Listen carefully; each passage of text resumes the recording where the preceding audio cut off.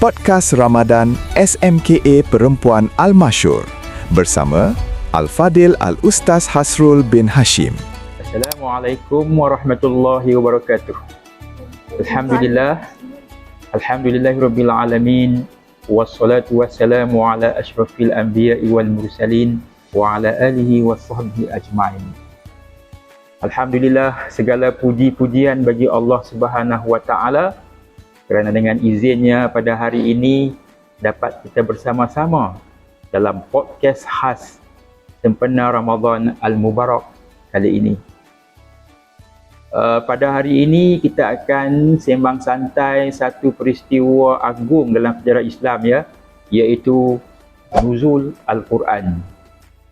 Kita akan melihat nuzul Al-Quran ini serta mendalami bagaimana Al-Quran mempunyai kaitan dengan ilmu dan sains.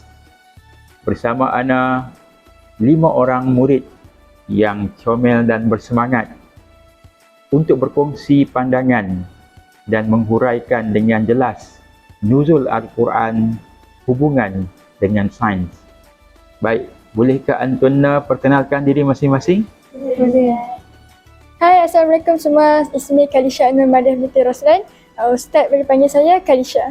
Ismi Wan Alisha Kristina binti Ahmad Fairul. Ustaz boleh panggil Ana Alisha. Nama saya Nurul Nuha binti Muhammad Asri. Ustaz boleh panggil saya Nuha saja. Nama saya Ali Adrana binti Zulkifli. Ustaz boleh panggil saya Ali Azhar. Nama saya Husna Maisarah binti Muhammad Jamil Sharif. Ustaz boleh panggil saya Husna. Alhamdulillah, bersemangat betul lah Antuna hari ini, ya. Baik, nuzul Al-Quran ni sebenarnya dia adalah satu rahmat yang besar untuk kita manusia. Bukan hanya umat Islam, ya. Dia ni satu rahmat, satu nikmat, satu anugerah Allah yang amat besar untuk kita. Al-Quran dia ni macam satu anugerah, nikmat yang kita tak boleh nak gambarkan betapa Al-Quran itu menyelamatkan kita umat manusia hari ini. Ana nak tanya Kalisha, Quran ni, nuzul Quran ni, yang kata nuzul Quran itu apa dia yang sebenarnya nuzul Quran tu? Dan kenapa nuzul Quran ni penting sangat untuk kita mengingati peristiwa ni? Okey. Baik Ustaz, terima kasih soalan. Okey. Jadi nuzul Al-Quran ialah peristiwa yang di mana Allah turunkan wahyu pertama ataupun lebih dikenal sebagai cahaya Islam kepada junjungan besar kita iaitu Nabi Muhammad sallallahu alaihi wasallam. Waktu ketika tu pada malam 17 Ramadan. Dan ketika tu Rasulullah berada di Gua Hira sedang beribadah dan merenung keadaan masyarakat Arab ketika itu. Ada dalil dalam surah Al-Qad ayat pertama, Auzubillahi minasyaitonirrajim. Inna anzalnahu fi lailatul qadr. Dan juga ada dalam surah Al-Baqarah ayat 185. Auzubillahi minasyaitonirrajim. Syahrul Ramadan allazi unzila fihi al-Qur'anu hudan linnas. Jadi peristiwa nuzul Al-Quran ini penting sebab di situlah menandakan bahawa bermulanya risalah Islam. Jadi bayangkan masyarakat Arab jahiliah dulu dalam keadaan kezaliman, kejahilian, penindasan di mana-mana, penyembahan berhala. Jadi apabila Allah turunkan Al-Quran ni untuk kita sebagai petunjuk, ia membawa satu perubahan yang besar dari segi akhlak, segi sistem kehidupan manusia. Jadi peristiwa nuzul Al-Quran ni dia membina satu tamadun yang isinya berasaskan ilmu dan juga tauhid. Tadi Kalisha ada sebut kezaliman dan penindasan yang berlaku pada zaman jahiliah tu. Macam mana tu, ya Kalisha? Kezaliman yang berlaku tu. Okey, baik Ustaz. Contoh, macam kita tahu masyarakat Arab jahiliah ni kejam lah. Macam penindasan, mungkin penindasan agama Rasulullah yang Rasulullah nak bawakan agama Islam kepada mereka, tapi mereka tindas setindas-tindasnya. Contoh kejahiliannya pula, mungkin masyarakat Arab dulu tiada batas, perzinaan berlaku di mana-mana. dan juga mungkin pembunuhan bayi perempuan yang macam kita tahu kan ada kisah pembunuhan bayi perempuan, mereka paling mereka anti bayi perempuan. Itu contoh kezaliman masyarakat Arab terdahulu tanpa petunjuk Al-Quran. Allahu Akbar.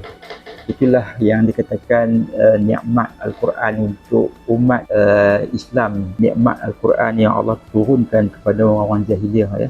Kita lihat orang jahiliah sebelum tu yang disebut oleh saudari Khalisha tadi.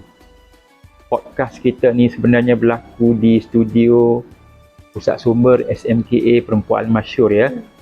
Kalau kita tengok di sini terpampang kalimah Iqra yang besar untuk kita, ya. Jadi tulisan Iqra yang indah ini sebenarnya dia melambangkan satu falsafah dan mesej yang besar untuk kita. Ana nak pergi kepada Nuha, ya. Mengapa ayat pertama yang Allah turunkan itu disebut Iqra? Apa mesej yang cuba Allah sampaikan dengan lafaz Iqra itu, ya Nuha? Terima kasih Ustaz atas soalan tersebut. Memandangkan Iqra yang terpampang di belakang ni sangat cantik. Seperti mana yang kita tahu dalam ayat pertama yang diturunkan dalam Al-Quran ialah Iqra bismi rabbikal ladzi khalaq. Di mana yang saya sebut tadi awal-awal ayat ialah Iqra yang bermaksud bacalah. Kat sini kita dah boleh tahu agama Islam bermula dengan ilmu. Bila Iqra tu turun, Iqra tu pun kita dah tahu perkataan dia bacalah. Kat situ kita ada ilmu membaca. Lepas tu ada satu peristiwa yang di mana Nabi Muhammad SAW Nabi ni tidak tahu untuk membaca, tidak tahu menulis. Tetapi wahyu tersebut tetap memaksa dan memerintah Nabi untuk membaca. Hinggalah Nabi boleh. Mesej ni nak sampaikan di mana bukan kita setakat membaca, tetapi kita faham membaca dari segi kehidupan, membaca dari segi alam dan membaca dari segi tanda-tanda kebesaran Allah Subhanahu Wa Taala. Saya tak ingatlah Ustaz, ada satu surah Az-Zumar ayat ke-9. Ustaz boleh bacakan tak? Oh, ayat itu, ya. Tak silap Ustaz, Allah Ta'ala sebut, A'udzubillahi minasyaitanirrajim. Qul hal yastawil ladzina ya'lamuna wal ladzina la ya'lamun. Terima kasih Ustaz. Tak silap saya dekat ayat tersebut telah menegaskan bahawa orang-orang yang berilmu ni akan berkedudukan tinggi di sisi Allah Subhanahu Wa Taala.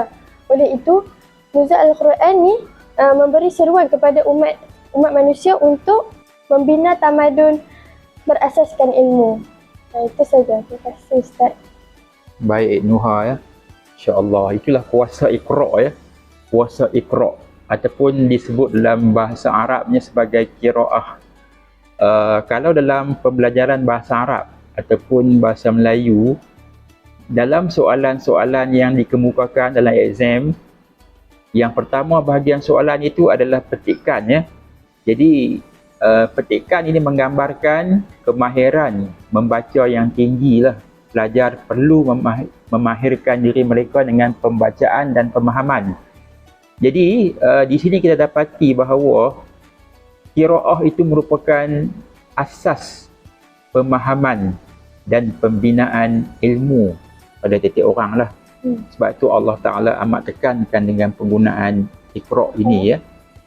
Kalau kita tengok, ya, Al-Quran ini dia disebut juga sebagai mukjizat kubra. Mukjizat yang Allah Ta'ala turunkan kepada Rasulullah SAW ini dia ada dua. Yang pertama disebut apa tu? Mukjizat sugra.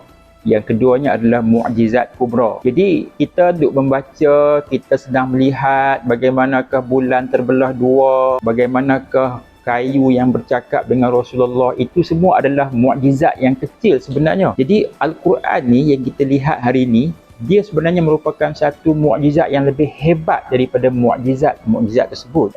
Dan kita dapatilah antara mukjizat Quran yang terbesar ini, Al-Quran dia mengandungi bukti sains yang moden. Banyak bukti-bukti sains moden menepati dengan Al-Quran ini, ya. Kalau kita lihat dulu, ada seorang tokoh Perancis, tokoh saintis Perancis bernama Maurice Bucaille. Dia masuk Islam bukan sebab orang suruh dia masuk Islam, Tapi dia masuk Islam ni sebab dia kaji Al-Quran berasaskan penemuan saintifik moden, dan dia mendapati bahawa betapa Al-Quran ni sungguh menepati dengan kajian penemuan moden ni. Baik, Ustaz nak tanya Husna ya, Husna. Ya Ustaz. Bagaimanakah Al-Quran ini dia berkait rapat dengan sains moden?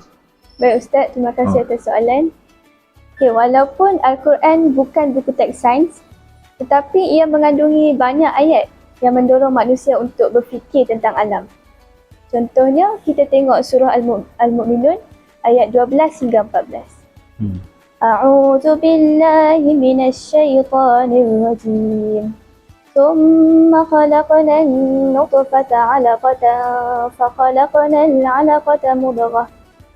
Di ayat ini menerangkan proses kejadian manusia secara berperingkat daripada nutfah, setitis air mani, kemudian kepada alaqah, iaitu segumpal darah, dan kemudian kepada mudghah, seketul daging. Okay, kalau menurut kajian embriologi moden, proses perkembangan embrio berlaku secara bertahap seperti yang telah disebutkan dalam Al-Quran.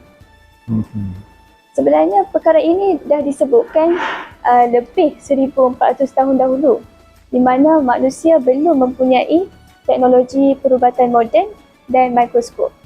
Jadi ini membuktikan bahawa Al-Quran datang dari Allah Subhanahu Wa Taala yang Maha mengetahui.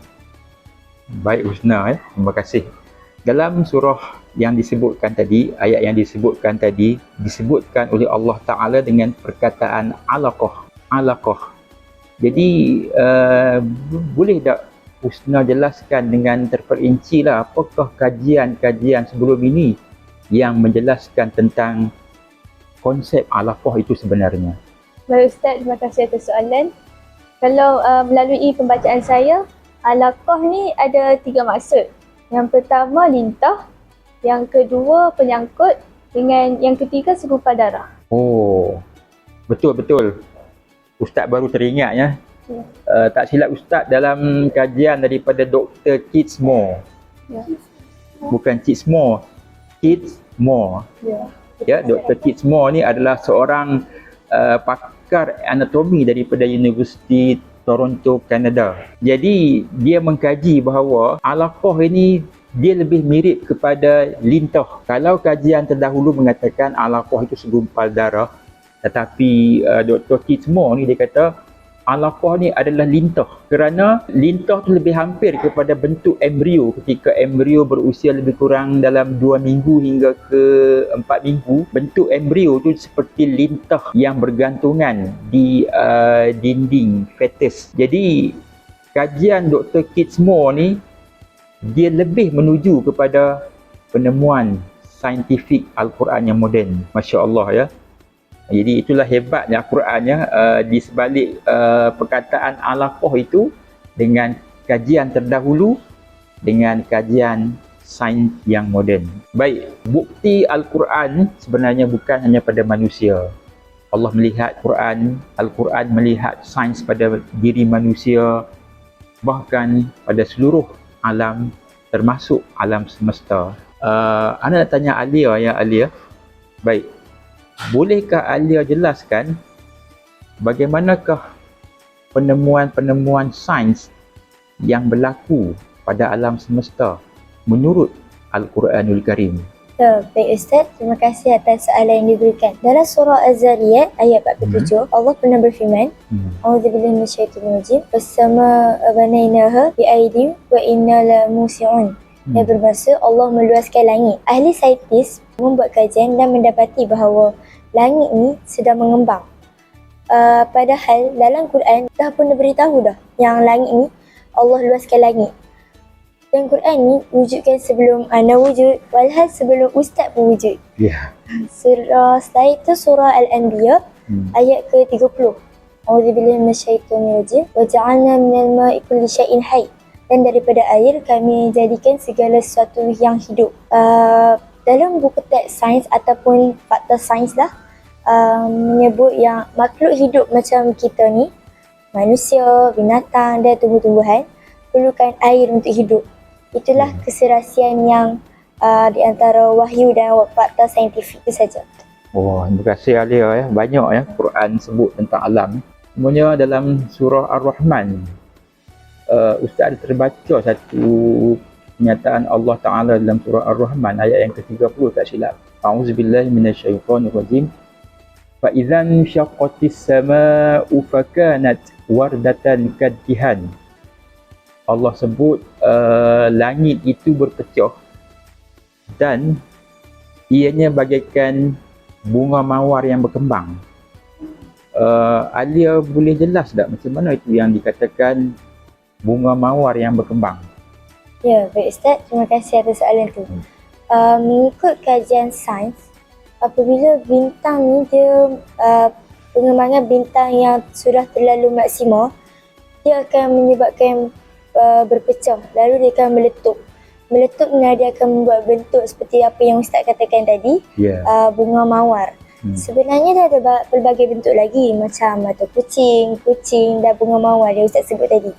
Tapi Anas tak beberapa ingat apa yang sebab bunga mawar tu dia ada nama, dan dalam kajian apa, Anti ingat tak? Anda ingat dalam kajian astrologi namanya ialah Nebula Rosetta. Nebula Rosetta Ustaz. Masya Langit bunga Allah. mawar tu bau wangi ke? Allahu'alam. Itu bunga mawar dia perumpamaan saja Nuha. Bukan bunga mawar macam betul tu ya. Dia perumpamaan Allah Subhanahu Wa Taala umpamakan dengan bentuk bunga mawar tu ya. Masya Allah. Hebat Quran ni ya. Jadi kita kena kaji lagi Quran ni ya. Sebab Quran ni mempunyai banyak unsur-unsur sains dan juga makna-makna yang berkait rapat dengan penemuan sains moden. Baik, jadi kita kena jadikan Quran ni sebagai satu bacaan dan kajian sepanjang zaman. Ana nak tanya kepada Alisha. Naam Ustaz. Baik, okay, Alisha.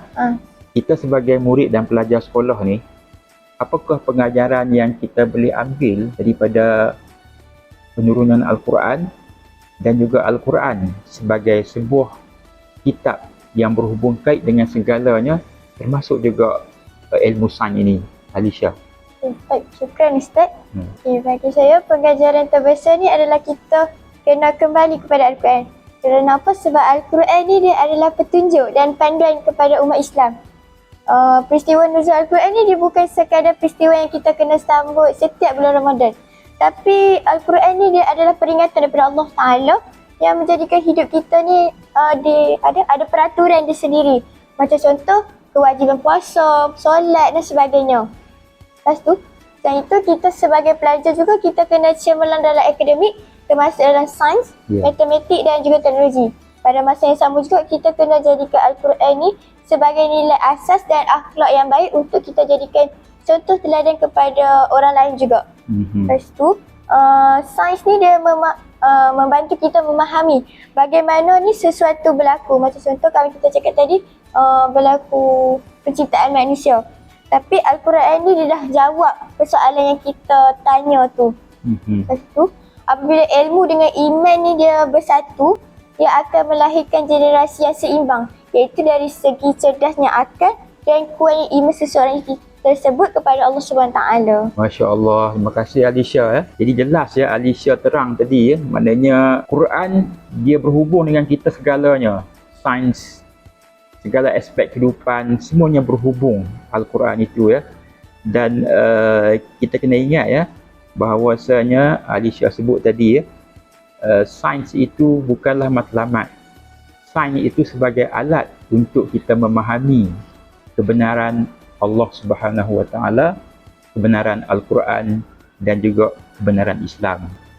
Jadi alhamdulillah sampailah kita di penghujung podcast ini ya. Moga-moga ulasan-ulasan yang diberikan oleh ikhwah dan akhwat tadi ini mendapat manfaat yang baik untuk kita ya. Jadi kita kena ingat ya, nuzul Quran ni adalah satu titik permulaan untuk kita mengangkat martabat ilmu dan kesedaran manusia untuk menerokai ilmu ya. Wahyu yang kita baca iaitu Iqra Dia mengajar kita membaca, bukan semata-mata membaca, tetapi dia mengajar kita berfikir, menyuruh kita supaya berfikir, mengkaji apa yang Allah ciptakan kepada kita di langit, bumi, siang, malam, seluruh hidupan yang ada di muka bumi, bahkan dengan diri sendiri kita pun Allah Subhanahu Wa Taala suruh lihat ya. Itu semua adalah tanda-tanda, bukti-bukti kewujudan dan kebesaran Allah Subhanahu Wa Taala. Jadi sains itu bukanlah musuh agama. Sains itu berkait rapat dengan agama. Sains sebenarnya dia berkait rapat dengan Al-Quranul Karim. Jadi Al-Quran, Islam tak akan terpisah dengan sains ya. Maka dengan itu pada bulan Ramadan ini, marilah sama-sama kita banyakkan membaca Al-Quranul Karim, bukan semata-mata untuk pahala, tapi kita baca Al-Quran untuk memahami, mengkaji dan menghayati setiap maksud yang Allah Subhanahu Wa Taala sampaikan. Semoga kita menjadi generasi Al-Quran, generasi yang menganggap Al-Quran sebagai cahaya kehidupan dan menjadikan ilmu sebagai jambatan menuju kejayaan dunia dan juga akhirat. Sekian. Wassalamualaikum warahmatullahi wabarakatuh. Ma'assalamah wa